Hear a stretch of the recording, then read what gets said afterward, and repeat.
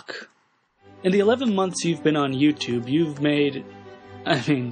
plagiarized over 150 videos where you attempt to articulate your, other people's opinions on secularism. In these 11 months you've been rhetorically barfing all over the legitimate discussions here on YouTube, and unfortunately neither Antiboo nor I could ever bring ourselves to take your videos seriously. It's not because your opinions are never accompanied by evidence. It's not because you're an admitted plagiarist in nearly everything you've produced. And it's not because you're a poster boy for what H.G. Frankfurt would call a bullshit artist. Most people can't take you seriously because every one of your videos is riddled with fallacies.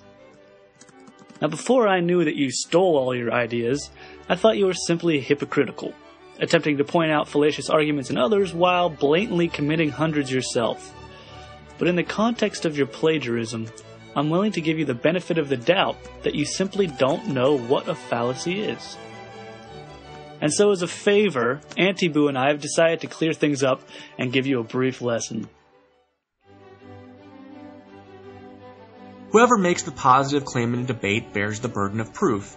In other words, the person making the positive claim actually has to provide evidence in favor of that claim.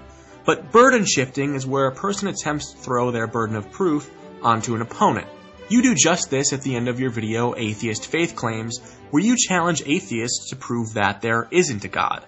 That reminds me, Brock, somebody once sent me a PM telling me that you like to put number 2 pencils up your urethra. Can you prove that this isn't true? Because, in all sincerity, if the lead snapped off, you could do some serious damage.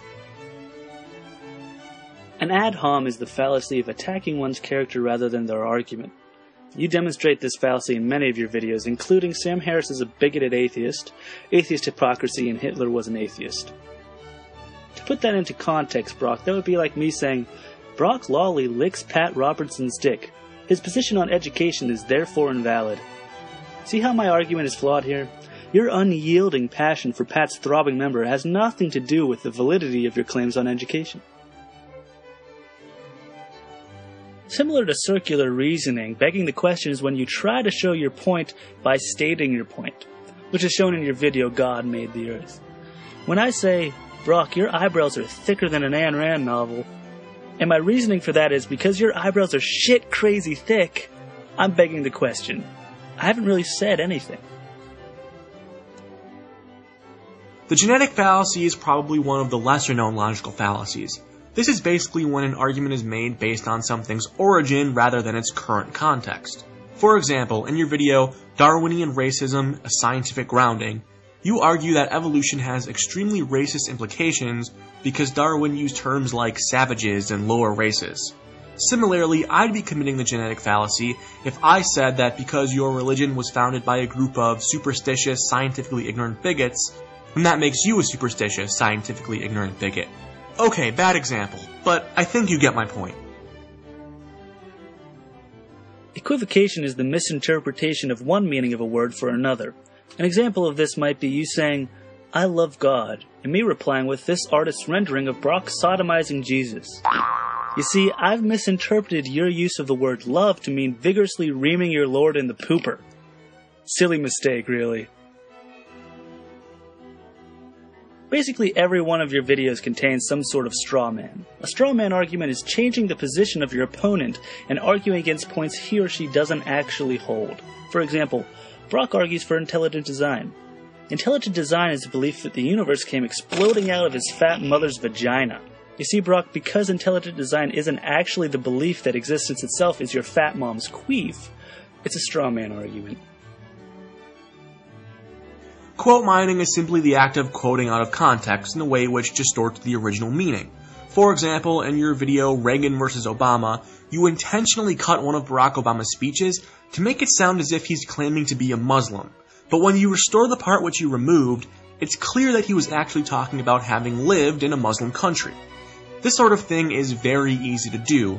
Just watch. This is an announcement to YouTube at large. I literally cut and paste all these old, haggard, tired, refuted arguments. This channel has always been and will always be nothing but an incestuous high five convention. I deny morality itself. Here's the truth, guys. God cannot exist because there's way too much evil evident in this life. A God is so fraught with the illogical that one marvels in wonder at the modern day acceptance. The guy named Das American Atheist, who I am not terribly familiar with, Sleeps with my wife. Therefore, God does not exist. An error of fact is just another way of saying a lie.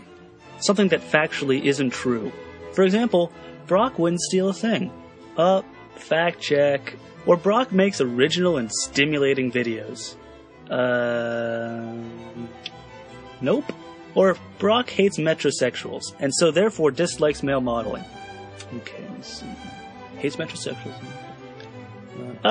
Nope. Was a male model. An argument ad populum is a logical fallacy where you claim that a proposition is true because a lot of people believe that it's true.